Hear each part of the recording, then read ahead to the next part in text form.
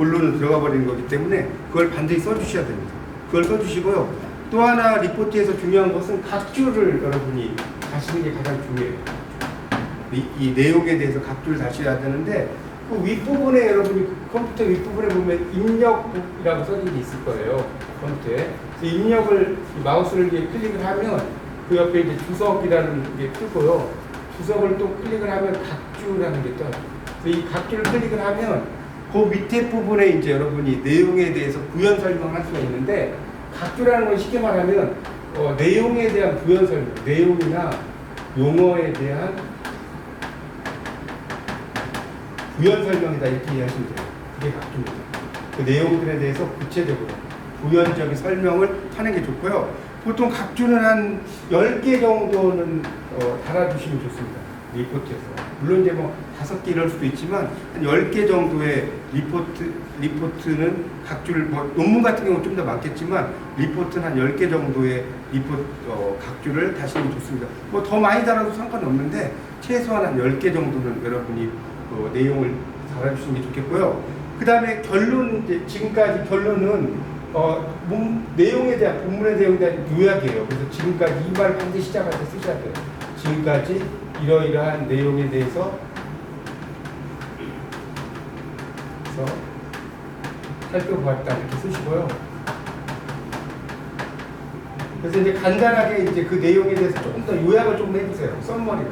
큰 틀을 가지고 썸머리로 요약을 하시고 이제 그 다음에 이제 이런 리포트가 뭐 나의 어떤 이런 공부에 발전에 도움이 되길 바란다 이렇게 쓰셔야 되는데 이제 문제는 뭐냐면 그 결론 부분에서 또 다른 어떤 의견을 제시하면 안 돼요. 절대로. 이 결론에서는 여기서 끝나야 되기 때문에 결론에서 막 또 다른 어떤 이게 정말 중요합니다.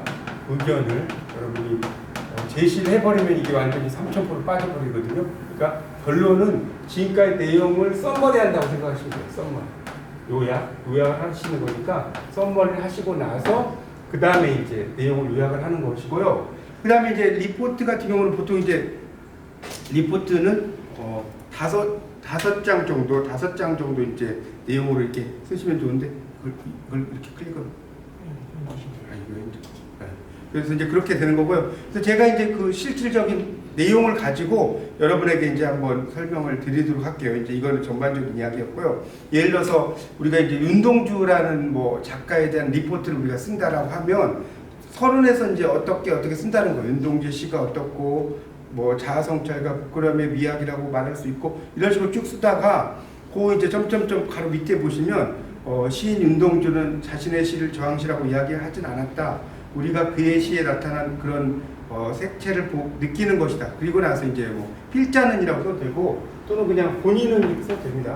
본인은이라고 써도 돼요. 일단 이 말을 반드시 쓰시고 이 본 리포트에서 여기 논문이라고 썼는데 리포트에서 윤동주의 시를 자아성찰과 부끄러움의 미학이라고 한 점에 대해서 살펴보고자 한다. 이게 별거 아닌 것 같지만 되게 중요한 거예요. 그래서 그 교수님들이 리포트에서 문제를 내주신 거를 다시 한번 여러분이 되새겨서 쓰시면서 그 취지를 설명하는 거. 그러니까 가장 리포트의 중요한 것은 이 리포트의 취지를 설명을 해주셔야 돼요.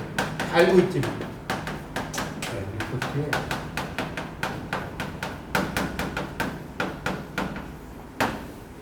이걸 반드시 써주셔야 합니다. 그래서 이제 이런 내용이 어떻게 흘러가는구나라는 것을 여러분이 알 수 있고 그것을 이제 검사하시거나 이런 분들이 알 수 있게 그 취지를 써주시는 게 가장 중요합니다. 자, 그 다음에 또 설명을 좀 드릴게요. 그래서 이제 본론에서는 어떤 다른 사람의 이제 어떤 저자라든가 이런 말을 인용을 하겠죠. 그렇게 인용을 할 때는 그 문장을 그대로 써야 돼요. 그런데 중요한 것은 이 인용을 할 때는 여러분이 꼭 알아두셔야 될 게 있어요. 반드시 한 단락, 우리가 이제 뭐 2단락, 3단락 있지 않습니까? 한 단락 이상 인용을 하면 안 됩니다. 예를 들어서 어떤 내용, 어떤 저자의 내용을 한 단락을 하고 또 한 단락을 하고 이런 식으로 하면 이게 잘못하면 이 표절에 또 걸릴 수가 있어요. 그러니까 그렇게 하지 마시고 인용을 하고 싶다라고 하면 한 단락 정도에서 인용을 하시는 게 가장 중요하다. 그거 꼭 알아두셔야 됩니다. 그래서 이제 끝부분에 이제 어떤 인용을 했다, 어떤 내용을 인용을 했다 그러면 이게 이제 일반적으로 미주라고 해서 꼬리에 주석을 난 미주 형태를 만약에 쓴다면 뭐 홍길동 86페이지다.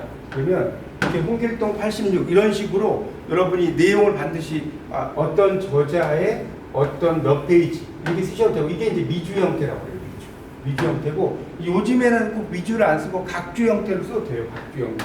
각주 형태를 쓸 때는 보통 이제 일반적으로 그 밑에 이제 저자를 쓰시고 저자를 쓰시고요. 그 다음에 또 출판사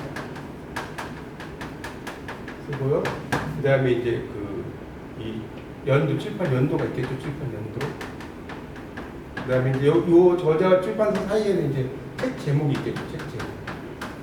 책 제목을 써주시면 되는데 보통 책 제목은 이중꺽쇠로 이중꺽쇠로 이렇게 쓰시면 됩니다. 책의 제목.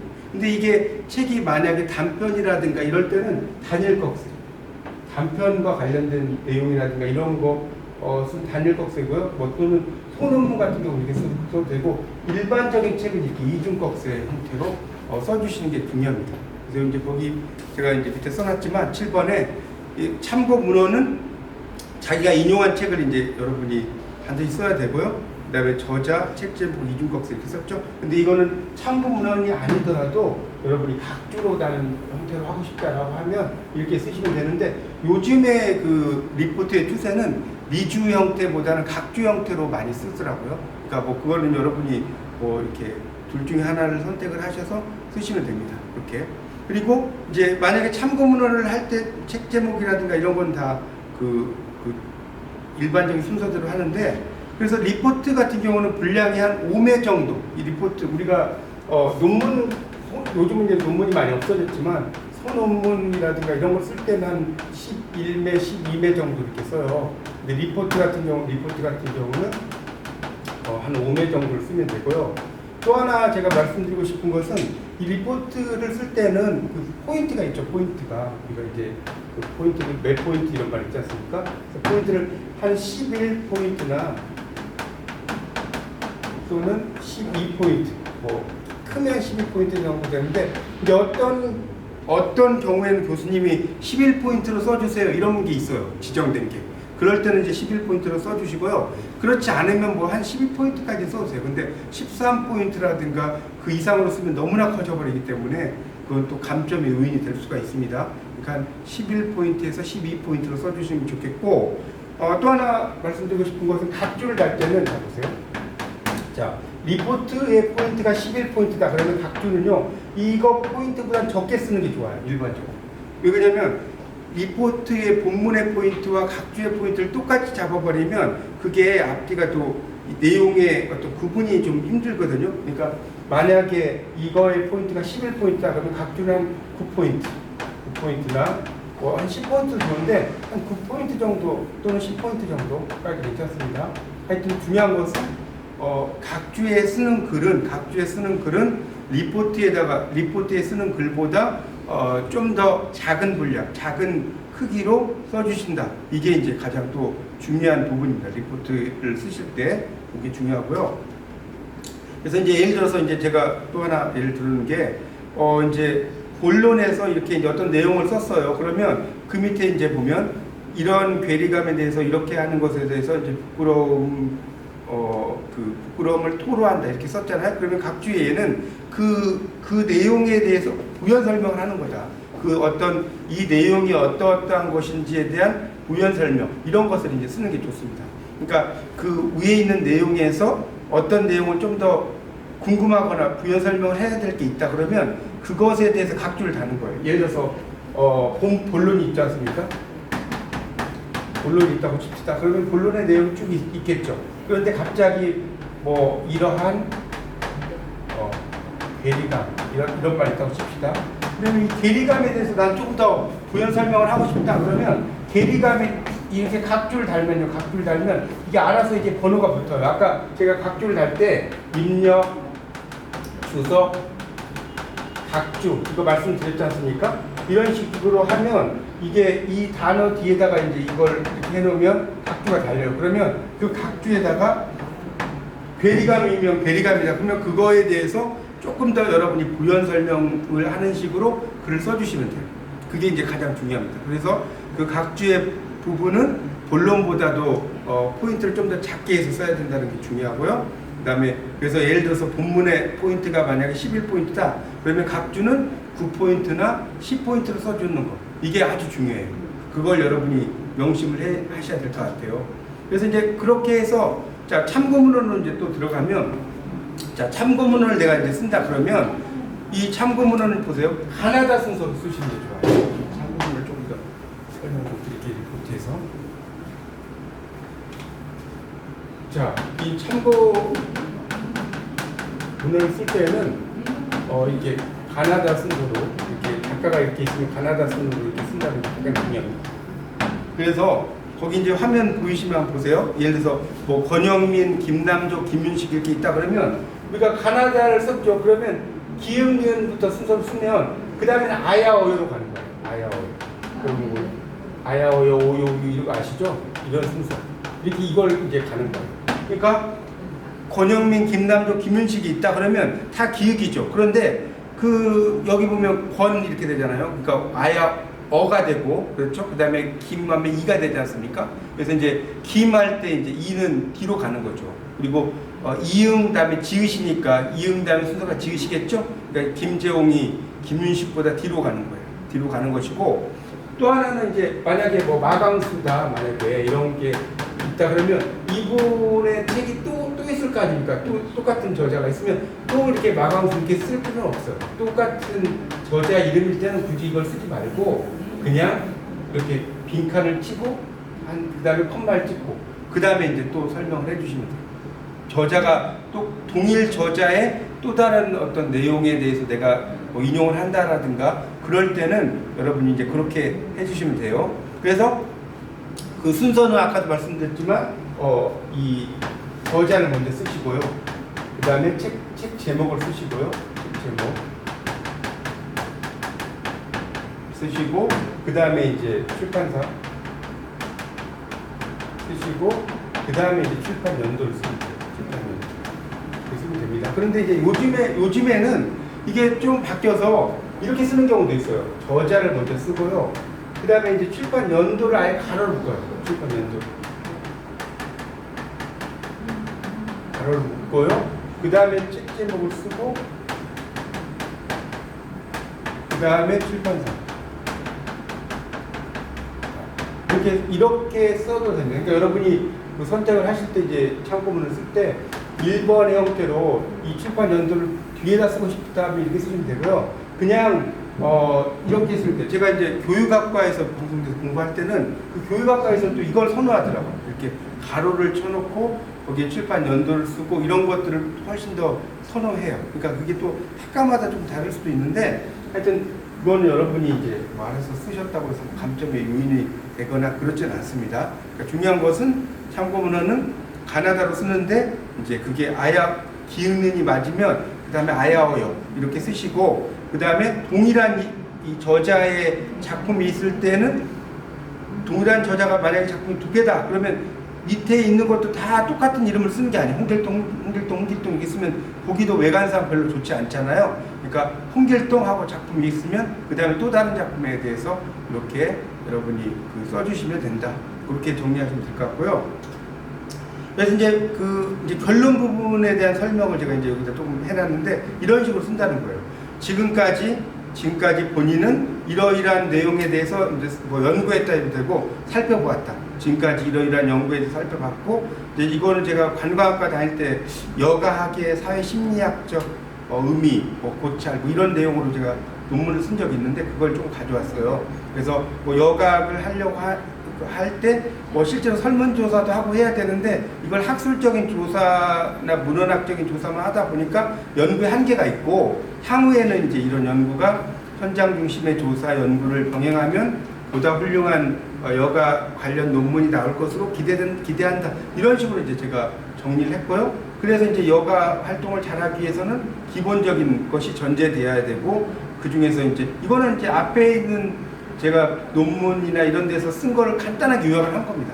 그러니까 사회심리학적 요인이 여가학을 구성하는 필수 요소고 이러한 것들이 이제 이완 추구와 긴장 추구를 형성함으로써 어떤 작동을 하고 그리고 이제 이상으로 여가학의 사회 심리적 고찰에 대한 논문을 마친다 이런 식으로 이야기했어요. 이렇게 이제 썼고요. 그다음에 이제 뭐 참고문헌 같은 경우도 아까 말씀드렸잖아요. 이렇게 관광학과 같은 데도 제가 공부해 본 바로는 이렇게 가로를 쓰는 거 좋아하더라고요.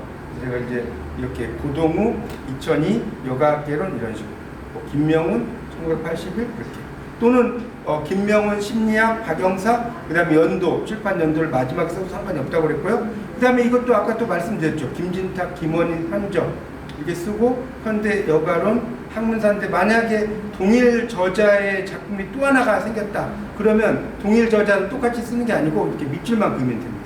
다 쓰는 게 아니고요. 밑줄만 긋고 연도를 쓰시고 작품을 쓰고요. 그 다음에 출판사를 쓰시고 이런 식으로 하시면 기본적인 틀이 되고요.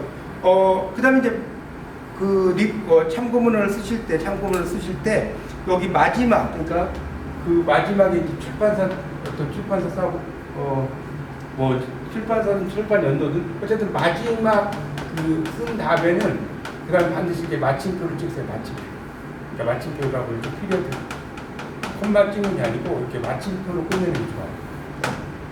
그 앞부분은 다 일반적으로 이제 그 콤마를 찍든 마침표를 찍든 하는데, 하여튼 마침표를 마지막에 찍으시고, 그 다음에 이제 만약에 참고문헌이 한글로 된 참고문헌이 있고 뭐 영어로 된 참고문헌이 있을 수 있지 않습니까? 영어로 참고문헌이 있으면 일단 외국어로 된 거는 아랫부분에다 쓰시면 돼요. 그러니까 외국어로 된 참고문헌은 위쪽에다 쓰는 게 아니고 아랫부분, 글이 있으면 글의 아랫부분, 그 앞에 부분은 우리말로 된 걸 쭉 쓰시고, 그 다음에 이제 외국어로 된 거는 이제 아랫부분에서, 그것도 이제 영어 같은 경우는 ABC 이렇게 쓰겠죠. 그리고 ABC 이런 식으로 쓰고, 영어로 된 거에서, 이것도 한번 좀 설명을 좀 드릴 것 같은데, 영어로 된 거에서 이제 참고문을 쓸 때는 책 내용 같은 거, 책 제목이나 책 내용을 쓸 때는요, 영어로 된 거는 만약에 understanding 포이트리 이런 책을 내가 참고를 했다 그럴 때는 영어로 된 거에서 이렇게 막 영어로 된 걸 이렇게 이중꺽쇠로 쓰면 되게 이상해요. 영어로 된 걸 이렇게 쓰지 마시고 참고문을 쓸 때는 그 위에 보면 여러분 컴퓨터 보면 가가 있고 이러지 않습니까? 이러죠? 여기에서 요 가라고 써줍니다. 이걸 클릭을 하시면 이게 이텔릭체라고 해요. 이텔릭체. 또는 이게 기울었다고 해서 사체라고 해요. 사체. 기울 사자를 써. 사체예요. 여기를 클릭을 하시면 요게 이 글자들이 이텔릭체로 변해요. 이 글자들이 이텔릭체로 변해요. 그래서 이텔릭체로 변하는 것을 여러분이 써주셔야 돼요. 그러니까 이거 영어로 된 것도 우리 말로 된 것처럼 이중꺽쇠로 쓰시거나 이렇게 하면 상당히 좀 이상해집니다. 그러니까 그렇게 안 쓰시는 게 좋겠고요. 이건 이제 제가 그 칼럼에서 이제 그 과제물 제출 노하우와 관련된 걸 좀 썼는데, 그 밑에 보면 이제 리포트를 제출할 때 이 서술 형식의 과제로 평가가 돼요. 리포트는. 그래서 이제 여러분이 아마 지금 이제 코로나 사태로 올해 1학기, 2학기 대부분이 이제 객관식 시험을 안 보는데, 그 객관식 시험을 만약에 이제 볼 경우는 다 사지선다거든요. 그러니까 주관식에서 조금 이제 난감해하거나 이런 분들이 좀 많으신 것 같아요. 근데 어쨌든 전체적인 내용을 좀 더 이해를 하는 것이 상당히 중요하다. 그런 말 제가 이제 그 방송된 그 칼럼 거기 신문에서 이제 쓸 때 그렇게 썼어요. 그리고 그런 것들이 다 중요하고, 또 하나 중요한 것은 너무 잘 쓰려고 하지 마라. 그러니까 너무 이제 어떤 분은 글을 쓸 때 우리가 이제 현학적이다 이런 걸 쓰죠. 그러니까 너무나 막 이렇게 드러내려고, 그러니까 장식형이라고 할까요? 장식형의 글을 쓰려고 하지 마시고요. 그 내용들 자체에서 요구하는 것만 이렇게 쓰시면 돼요. 그러니까 약간 건조하게 써도 상관이 없습니다. 그리고 아는 만큼 써라. 이게 이제 상당히 중요해요. 리포트를 쓰실 때는 자기 표현을 가지고, 그리고 이제 중요한 것은 또 하나 설명하고 싶은 것은 내가 내 주장을 한다. 그러면 내 주장만 하면 이거는 그냥 썰이 돼버리는 거예요. 하나의 설의 불과예요. 내 주장만 하면. 그래서 내 주장을 뒷받침하는 책의 내용을 가지고 와야죠. 이걸 이제 우리가 supporting ideas라고 해요.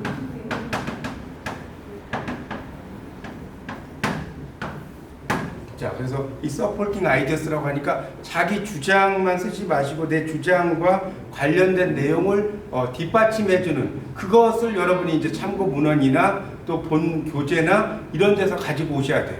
내 주장을 뒷받침하는 게 이게 아주 중요합니다. 그걸 좀 여러분이 강조해 주시고요. 그래서 이제 리포트를 제출을 하지만 어쨌든 노하우가 좀 있다. 그러니까 여러분 이제 자료 같은 거는 뭐 인터넷이나 이런 데 봐도 되게 많아요. 근데 인터넷이나 이런 것에 자료를 그대로 이렇게 가지고 오면 절대 안 돼요. 그렇게 하시면 안 되고요. 그것을 이제 만약에 인터넷에서 내가 어떤 것을 인용을 한다 그러면 그 사이트가 있죠. 인터넷에서 내가 뭐 자료를 인용을 한다. 그럴 수 있지 않습니까? 그러면 그 인터넷의 사이트를 여러분이 참고 문헌에다 반드시 쓰셔야 됩니다. 뭐 다음이나 뭐 구글이나 어디에서 내가 인용을 했다는 거를 그렇지 않으면 그냥 이거는 뭐랄까요 표절의 형식이 돼버리니까 그렇게 쓰시면 안 되고 인터넷에서 인용을 했을 때도 그 인터넷 주소라든가 이런 걸 써주시는 게 상당히 중요하다. 그렇게 말씀을 드리고 싶고요. 그 다음에 이제 해당 주제의 키워드 이런 것들 여러분이 반드시 써줘야 돼요. 해당 주제의 키워드가 있을 거 아닙니까? 그 키워드가 어떤 건지, 그러니까 지금 이 리포트에서 논의할 것이 어떤 건지 이런 것들 여러분이 잘 써주셔야 됩니다. 그리고 그걸 가지고 그 보충 자료를 좀 찾아서 공부를 하고 거기에 이제 나의 주장을 서론, 그다음에 주제, 결론 내용 이런 것을 이제 잘 이야기하시고 마지막에 얘는 요약해서 그 내용을 요약해서 제출하면 상당히 생각보다 점수가 잘 나옵니다. 그리고 제 경험담이라든가 이런 걸 말씀드리자면 다 잘 썼는데도 보통 이제 28점이 나온다 이런 경우는 어떤 경우가 이제 많냐면 각주를 조금 적게 달았거나 또는 그 앞에 내가 이야기했죠 목차 그 책이 이렇게 있으면 리포트가 있으면 목차 부분을 이렇게 했거나 그리고 이제 또 하나 제가 말씀드리고 싶은 것은 만약에 리포트가 5페이지다 그러면 목차를 쓴 것은 페이지에 들어가면 안 돼요. 목차를 내가 썼는데 한 페이지라고 해서 4페이지만 쓰면 그것도 감점이에요. 그러니까 목차는 그냥 쓰는 거고 그 목차는 여러분의 그 리포트의 페이지에 안 들어간다고 생각을 하셔야 됩니다. 그걸 들어간다고 생각하면 안 되고요. 또 하나는 어떤 분은 제가 이런 이야기 들은 적 있어요. 어떤 분은 막 석사학위까지 받으신 분이 이제 방송대에 오셨는데 어떤 리포트를 쓰라고 했어요. 근데 리포트를 한 5장을 쓰라고 했는데 이분은 이제 그 분야를 좀 전문가니까 그 분야의 전문가니까 나는 한 3장만 써도 되겠지? 하고 쓰신 거예요. 그걸 요약해서. 그래도 점수가 엄청나게 깎입니다. 그러니까 방송대는 거기서 하라는 그 내용을 특히 가장 중요한 건 리포트의 분량인데 분량을 마음대로 여러분이 조절하시면 안 돼요. 그러니까 분량이 만약에 5m 하면 5m 많이 쓴다고 해도 6매 앞부분 정도? 6매 반 윗부분 정도 이렇게만 써야지 5매를 쓰라고 했는데 막 7매 8매 써도 안 됩니다. 그렇게 써도 안 되고 또 하나는 5매를 쓰라고 했는데 막 3매 이렇게 써도 안 돼요. 그러니까 그 양이 정말 중요하다는 걸 여러분이 꼭 알아두셔야 됩니다. 그리고 또 하나 또 말씀을 드리고 싶은 것은 과제의 주제를 벗어나면 안 돼요. 과제가 어떤 내용인데 그 내용과 관련이 없는 걸 쓰는 게 있어요. 이제 그걸 이제 전문 용어로 다이그레션이라고 다이그레션. 우리가 철로가 이렇게 있지 않습니까? 철로가 있는데 철로로 이렇게 차가 가요. 이 그레스라는 게 간다는 뜻이에요. 가는데 그 옆으로 빠져버리는 거예요. 철로가 탈선해서 빠져나가. 탈선해서 빠져나갈 수 있죠. 이걸 다이그레션이라고. 그러니까 리포트에서 요하는 내용이 이 내용인데 그 내용의 옆으로 막 가버리는 경우가 있어요. 그렇게 쓰면 이것도 감점의 요인이라는 거예요. 아시겠죠? 리포트에서 그 이야기하는 과제의 주제가 있으면 그 과제의 주제만 써야지 그 과제의 주제를 벗어나 가지고 막 리포트를 쓰는 것도 엄청난 감점의 요인이다. 그걸 좀 알아두시면 좋겠고요. 그 다음에 이제 그리고 또 하나 이야기하고 싶은 것은 리포트를 쓰실 때는 만약에 5매를 쓰라고 하면 여러분 이것도 좀 알았어요. 5매를 쓰라고 하면 5매보다 좀 더 많이 쓰시는 게 좋아요. 그러니까 5매를 쓰라고 하면 한 7매 정도 7매 정도를 써서 많이 쓴 것에서 이렇게 깎아 나가는 건 괜찮아요. 많이 써야지 깎아낼 게 있거든요. 근데 예를 들어서 7매를 쓰라고 5매를 쓰라고 그랬는데 3매만 쓰면 그걸 늘리기가 더 힘들어요. 무슨 말 이해가시죠? 그러니까 리포트를 쓸 때는 좀 더 많이 쓴다고 생각을 하시고 거기서 덜어낸다고 생각을 하셔야지 적게 써서 그걸 늘리려고 하면 그게 리포트 쓰는 게 상당히 힘들어집니다. 여러분 반드시 리포트를 쓸 때는 제시된 것보다는 좀 더 많이 쓰고 그 다음에 양을 줄여 나간다라고 생각을 하시면 아주 좋을 것 같고요. 그렇게 그리고 이제 간결할수록 써야 돼요. 그러니까 그리고 이제 리포트를 또 쓸 때는 그 만연체로 쓰는 거는 안 좋아요. 만연체. 어떤 분은 막 이 글이 막 하나의 문장이 한 뭐 4줄, 뭐 또는 3줄 이렇게 쓰는 건 별로 안 좋으니까 뭐 많이 쓴다고 해도 한 줄에서 한 뭐 이렇게 한 두 줄이 넘지 않게 이렇게 하나의 문장은 이렇게 좀 뭐랄까 잘라서 이렇게 쓰시는 게 좋을 것 같아요. 내용을 너무 길게 쓰거나 이렇게 쓰는 것도 안 좋고요. 그리고 이제 학부에서 리포트를 내라고 하는 것은 여러분에게 엄청나게 많은 지식을 요해서 이렇게 하려고 하는 게 아닙니다. 그 내용에 대해서 이제 한번 공부를 해보고 그걸 요약해서 내라고 하는 거거든요. 그러니까 그런 것들 좀 여러분이 염두에 두시는 게 좋겠고, 그 다음 모든 과제는 이게 일종의 교수님과의 학문적인 소통이고 이러니까 어떤 주제와 상관없는 지식자나 뭐 이런 글이 있어요. 또는 막 성의 없는 편집도 있어요. 그러니까 리포트를 쓸 때는 내 말을 좀 쓰셔야지 내 말은 거의 안 쓰고 본문에 있는 내용만 다 이렇게 가지고 오거나 이렇게 쓰는 건 별로 안 좋다는 거예요. 그러니까 그런 것들이 상당히 중요하고요. 성의 없는 편집 이런 거 되게 안 좋고요. 또 비학문적인 용어, 비학문적이지 않은 막 좀 우리가 말하는 속어라고 할까요? 속어를 쓰는 거 되게 안 좋고, 그 다음에 유행어라든가 이게 리포트와 관련이 없는 이런 내용을 쓰는 것은 별로 안 좋습니다. 이거는 이제 제가 이제 강의 마지막 부분으로 이제 2020 학번을 위한 팁이라고 제가 말씀을 드리고 이제 제 강의를 마치고 여러분 질문 받고 제가 답변하는 걸로 좀 하도록 하겠습니다. 그 이제 여러분이 올해 이제 신입생이 되거나 뭐 편입생이 되신 분들이 있을 거예요. 1학년이나 3학년에 신편입하신 분들이 있는데 가장 중요한 것은 그 입학했을 때 어떤 품었던 마음 이런 것이 변하면 안 돼요. 처음에는 누구나 뭐 열심히 공부하죠. 3월, 4월 이럴 때 공부하는데 뭐 이제 한 4월에 리포트를 쓸 때쯤 되면 남들이 꼭 구경 가는데 나는 이거 하고 있지? 이렇게 생각을 하면 안 된다는 거죠. 그렇게 좀 생각을 하시고 그 다음에 이제 공부를 할 때는 여러분 꼭 성적도 물론 중요하지만 좀 더 좋은 공부 내가 이걸 통해서 나를 발전시키는 공부 이런 걸 한다고 생각을 하고 하세요. 리포트를 쓸 때 내가 점수를 30점을 맞아야 되겠다 라고 하는 것만 생각하지 마시고 이걸 통해서 내가 좀 더 세상을 이해하는 힘 이런 걸 좀 더 기른다 이렇게 생각을 하시고 리포트를 좀 더 이렇게 많이 쓰시면 상당히 많이 도움이 될 것 같아요. 그런 것들이 상당히 중요하고요. 예, 그런 걸 이제 좀 알아두시면 됩니다. 그 뒤에는 이제 제가 뭐 강의 듣는 법 이런 거에 대해서 조금 여러분에게 설명을 이게 올려놨는데, 하여튼 이거는 제가 요 강의는 나중에 이제 지금 촬영을 하고 있으니까 유튜브에 제가 올려서 이제 여러분이 검색을 하시면 아마 또 이렇게 볼 수 있게 그러니까 제 이름으로 검색을 하셔서 나중에 여러분이 유튜브에서 봐보세요. 그러면 다시 한번 이제 올라간 걸 보시면 훨씬 더 도움이 많이 되실 겁니다. 할 이야기는 좀 많은데 뭐 일단 제 이야기는 이 정도로 좀 하고 여러분의 이제 질문을 좀 듣고 그 다음에 제가 그걸 설명하는 거를 좀 이제 그 다음부터는 좀 하겠습니다.